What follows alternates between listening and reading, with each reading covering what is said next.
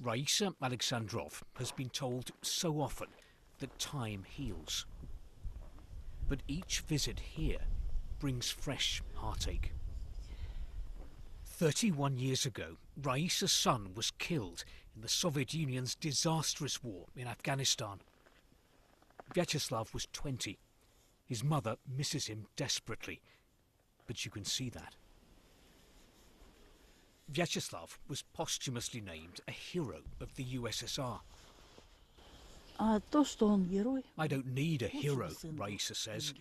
I need my son. So that Vyacheslav will never be forgotten, in the village, Raisa has turned the family home into a museum. Memories of her son are everywhere. It's as if time itself stopped when he died. His bed is all made up. Here are his favourite ice skates. And this, his final letter home from Afghanistan, wishing his family Happy New Year. Не нужно было вводить и все, и не было никаких проблем. Ведь 15 тысяч погибло детей. Ну куда это? 15 тысяч. А каких парней? Отборных. The troops went in because Moscow feared an Islamist revolution in Afghanistan. It was wary too of American influence there. The war was the Soviet Union's Vietnam. It dragged on for a decade.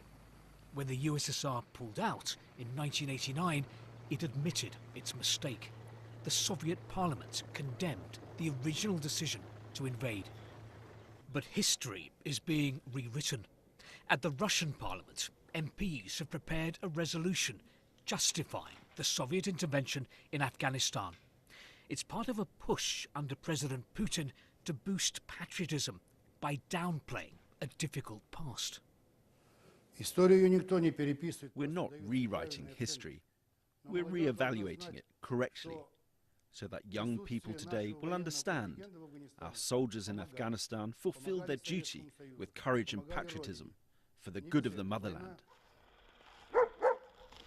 Russia is readjusting the past to make it look more glorious, more heroic.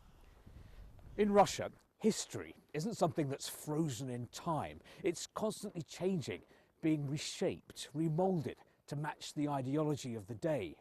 And today, the Russian authorities are rewriting many controversial chapters of their country's history, from the Joseph Stalin years to the war in Afghanistan, to make the past fit the present narrative that Russia is a superpower and has nothing to be ashamed of.